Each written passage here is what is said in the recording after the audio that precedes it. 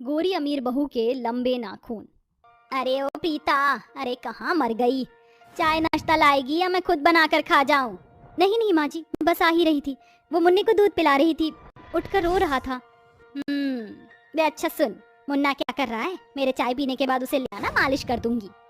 जी माँ जी। ऐसा कहकर सास शारदा चाय नाश्ता कर लेती है। फिर प्रीता अपने 3 महीने के बेटे को सास को सौंपती है, जिसके बाद शारदा अपने पोते की मालिश करती है। अले अले अले अले, मेरा राजकुमार, मेरा सिपाही का काला है, दादी से मालिश करवा रहा है। देख तो कितना तंदुरुस्त हो जाएगा। माँ जी जरा देखिए तो सही, कितना खुश हो रहा है आपसे मालिश करवा कर। हाँ, सेवा करवा रहा है मुझसे। आज तक किसी में दम नहीं जो शारदा देवी से काम करवा ले। अच्छा है मेरा पोता, तेरी काली सूरत पर नहीं गया, वरना इसको इतना प्यार नहीं करती। माँ जी, आपको मुझसे तकलीफ है, कोई बात नहीं, लेकिन मेरे कारण अपने पोते से दूर मत होना। मेरे बाद तो ये आपकी गोद में ही खेलता है। हाँ वो तो है, थोड़ा रंग दबा हुआ है, लेकिन मैं मालिश करूंगी और बड़े होते ही मेरे पोते का रंग खिल उठेगा। हाँ माँ जी, हो जाएगा। चल चल, ज्यादा जुबान मत चला काली कलूटी। बउआ सो गया, उठने के बाद मैं इसको नहला दूंगी। तू जाके काम काज कर, सोफे वोफे के कवर धो ले। ये सुनते ही प्रीता घर के कामों में लग जाती है। शाम को उसके दोनों बेटे आलोक और राकेश घर आते हैं। फिर सब नाश्ता करते हैं। बेटा आलोक, कब शादी करेगा? तेरी वो गर्लफ्रेंड मानी या नहीं?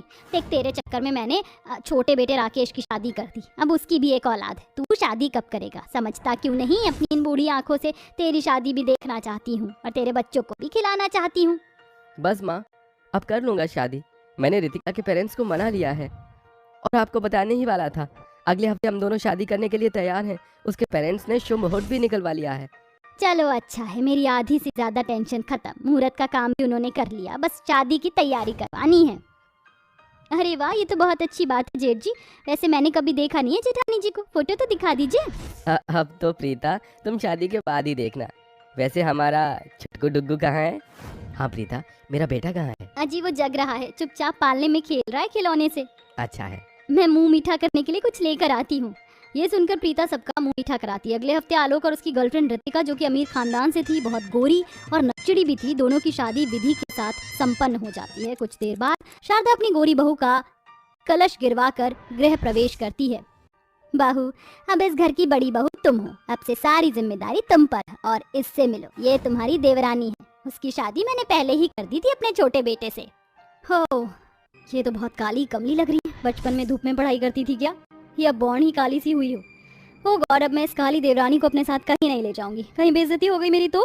रितिका तुम ऐसे मत बोलो, तुम्हारी देवरानी है, वो बहुत अच्छी है। जब तुम नहीं थी तो उसने बहुत अच्छे से घर को संभाला है, पर अब तुम भी इसकी मदद करना। सीरियसली तुम्हें लगता है कि मैं इसकी हेल्प करूंगी? फर्स्ट ऑफ ऑल, मैं यहाँ नौकरानी बनने नहीं आई हूँ। वाह जेठानी जी, आप बहुत सुंदर हो और आपके नेल्स तो बहुत बड़े बड़े हैं। नकली हैं क्या? आपको लगती नहीं है क्या? आप खाना कैसे खाती हो इन हाथों से? मेरा मतलब नाखून लंबे लंबे है ना, फोन चम्मच वगैरह पकड़ना मुश्किल होता होगा, और हाथ से कड़ी चावल खाने में बहुत मजा आता है।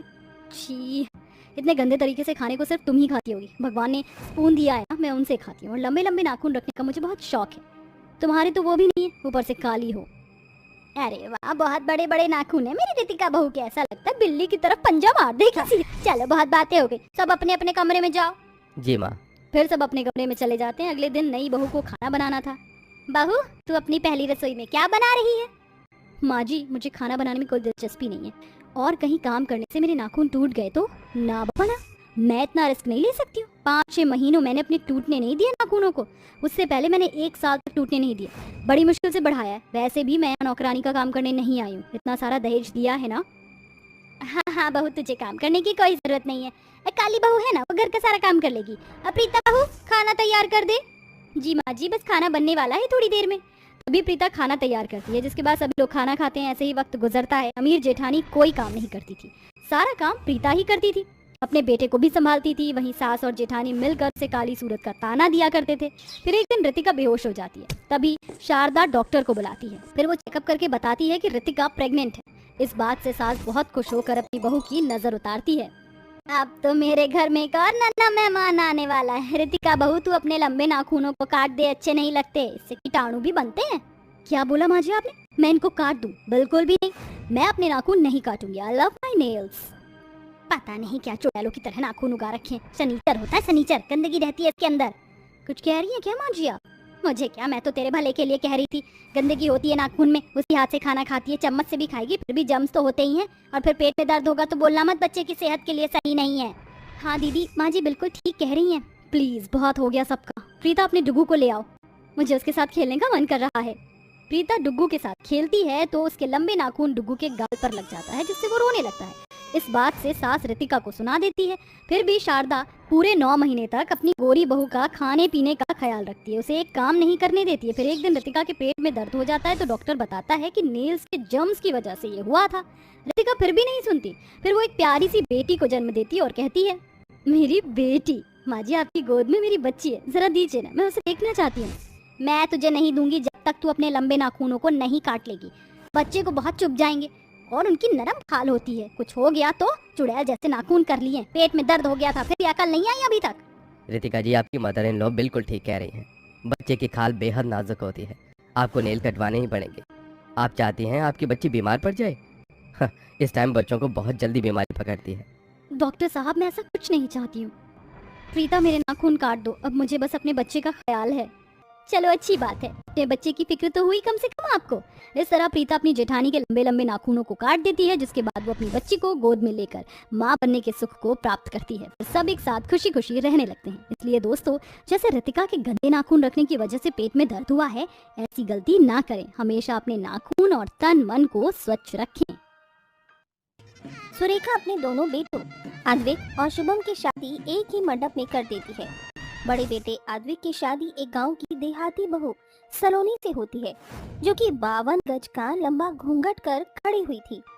वहीं छोटे बेटे की पसंद की मॉडल बहू मीनका थी। दोनों बहू में जमीन आसमान का फर्क था।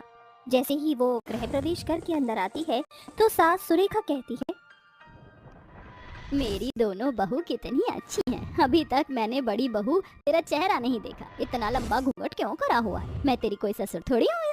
इस घर में मैं हूँ तो घूंघट हटा सकती है, कहीं इतने लंबे घूंघट से गिर गई तो। अरे कोई बात नहीं माँ जी, अब तो मुझे इसकी आदत डालनी होगी, क्योंकि नया नया ससुराल है, घूंघट तो करना ही पड़ेगा ना। बाकी आप मेरी शक्ल देख लीजिए। अरे वाह, मेरी तो दोनों बहू बड़ी खूबसूरत है। एक चांद तो दूसरी सूरजमुखी है। माँ, आपने अपनी बहू की तारीफ कर ली तो हमें भी आराम करने दीजिए, अब थक चुके हैं। हाँ माँ, मैं तो बहुत थक गया हूँ, घोड़े बेचकर सोऊंगा, कल नो ऑफिस। यस माँ जी, मुझे तो ये लहंगा बहुत चुभ रहा है और हैवी भी है। I also want relax. हाँ हाँ, जाओ बच्चों, आराम करो। कल सुबह टाइम से उठना, कल तुम्हारी पहली रसोई है। सोच कर रखना, जो अच्छा खाना आता है वो बनाना। जी माँ जी। ये कहकर चारों बहू बेटे अपने अपने कमरे में चले जाते हैं। सुबह होती है। मेनका बहू लेट उठकर शॉर्ट निकर और क्रॉप टॉप पहनती है। वहीं दूसरी ओर सलोनी बहू शिफॉन साड़ी पहनकर लंबा घूंघट कर लेती है और घर की साफ सफाई करके कान्हा जी की आरती करती है। ओ कान्हा अब तो मुरली की मधुर सुना दो तान, मैं हूँ तेरी प्रेम दीवानी, मुझको तू पहचान, मधुर सुना दो तान। उसकी आरती सुन घर के सभी सदस्य उसके पीछे हाथ जोड़कर आरती करते हैं। आरती खत्म होते ही सुरेखा मेनका को कहती है, मेनका बहू, ये तूने कैसे कपड़े पहने? अब तेरी शादी हो गई है, माना कि तुम मॉडलिंग करती हो, मॉडल हो, पर इसका मतलब ये नहीं कि तू बहू की तरह नहीं रहेगी। तुझे साड़ी वगैरह पहनना चाहिए। मुंह पर इतना मेकअप किया है, थोड़ा शरीर को कपड़े से भी ढक लेती। ओफो माँ जी, सबकी अपनी अपनी चॉइस होती है रहने की, और मैं ऐसे कपड़े में कंफर्टेबल हूँ। मुझे जेठानी जी की तरह 10 फुट का घूंघट नहीं करना, जो सामने से कुछ दिखे भी ना। फिर आपने तो बोला ही था कि ससुर जी नहीं है, आपसे क्या शर्माना। तो मैं ऐसे कपड़े भी पहन सकती हूँ, क्यों शुभम? मुझे तो कोई प्रॉब्लम नहीं है, नॉर्मल है सब आजकल। देवरानी जी, संस्कार नाम की भी तो कोई चीज होती है ना। हमारी तरह तुम घूंघट नहीं कर सकती हो तो कम से कम साड़ी ही पहन लो। हमें तो तुम्हें ऐसे देखकर बड़ी शर्म आ रही है, और तुम्हारे जेठ जी भी तो हैं सामने। अच्छा, तो जेठ जी की बात है। आप ही बताइए अद्विक भाई साहब, ज्यादा खराब है? मतलब माँ जी और जेठानी जी को इसलिए दिक्कत है कि मैं आपके सामने ऐसे हूँ। आप बाहर जाओगे तो बाहर भी तो लड़कियां इस तरीके से घूमती हैं, उधर तो आप अपनी नजर नहीं चुरा सकते ना। तो मेरे कपड़ों में क्या खराबी है, बताइए? मैं गलत कह रही हूँ? देखा जाए तो मैं मेनका की बात से अग्री हूँ, कोई फर्क नहीं पड़ता। वैसे भी ये तो मेरी छोटी बहन की तरह है। तो बस बात खत्म, मैं ऐसे ही कपड़े पहनूंगी। चलिए छोड़िए ये सब, आप सब प्रसाद लीजिए, फिर पहली रसोई का खाना तैयार करना है। तभी सलोनी सभी को प्रसाद देकर रसोई में चली जाती है। वहीं मेनका भी अपनी गैस पर खाना बनाना शुरू कर देती है। चलो, मेरा हलवा तो तैयार हो गया। इतना बड़ा घूंघट कर लिया है, कुछ कुछ सामान दिख नहीं रहा मुझे। तभी खाना बनाते समय सलोनी बार बार घूंघट ऊपर करके खाना बना रही थी, तो वहीं दूसरी ओर गाना सुनते हुए छोटी बहू खाना बना रही थी। उसके चूल्हे पर रखे पतीले से दूध बाहर आ रहा था। सलोनी उसे कहती है, लेकिन वो अपनी धुन में मग्न थी। तभी सास आकर कहती है, हे मारा राम जी, एक लंगड़ो एक काड़ी, मैं इकली सयानी, अरे किस किसने संभालूं। छोटी बहू गाने सुनने में मग्न है, कम से कम आंखों से तो देख सकती है ना कि तू जो बना रही है वो खराब हो रहा है, जल रहा है, दूध बाहर आ रहा है। और बड़ी बहू रसोई में तो मैं अभी नहीं हूँ, तो घूंघट ऊपर ही कर ले। ये बार बार घूंघट ऊपर नीचे करके कैसे खाना बनाएगी? इतने भी संस्कार अच्छे नहीं होते कि बेवकूफी करो। और दूसरी तो इतनी मॉडर्न बनती फिरती है कि पूछो ही मत। सॉरी माँ जी, अब मैं ध्यान रखूंगी। मैं भी माँ जी ध्यान रखूंगी। सुरेखा इतना कहकर जा ही रही थी कि मेनका जो पूरी निकालती है कढ़ाई से, उसका तेल उस पर और सलोनी पर आ जाता है। सलोनी तो अपने लंबे घूंघट की वजह से बच जाती है, लेकिन उसके पेट पर छींट आ जाती है। ओ माय गॉड, मैं जल गई। माँ जी मुझे बचाओ, बर्फ लाइए। पता नहीं ये पूरी कैसे उछल गई। ये भगवान, क्या करूं मैं इन बहुओं का। रुक जा, बर्फ लगाती हूँ मैं। सुरेखा ऐसा कहकर मेनका के पेट पर बर्फ लगाती है, जिससे उसे आराम पड़ता है और कहती है, देख लिया छोटे कपड़े पहनने का नतीजा। अगर तू साड़ी पहनती तो उसकी छींट तेरे पेट पर नहीं पड़ती, पल्लू से बच जाता जैसे बड़ी बहू बच गई। सही बोला माँ जी आपने, इसलिए तो मैं बच गई। कोई बात नहीं माँ जी, आप जाइए, मैं खाना बना लूंगी, एप्रन पहन लेती हूँ। ठीक है, ध्यान से काम करना अब। ऐसा कहकर सुरेखा रसोई से चली जाती है, पर वो छुप कर दोनों बहू पर नजर रखती है। देखती है कि घूंघट वाली बहू फटफट खाना बनाकर बहुत सारी पूरी बनाकर साइड में रखती है, तो वहीं मॉडर्न बहू धीरे धीरे खाना बना रही थी और उसके प्लेट में सिर्फ 4-5 पूरियां ही थी।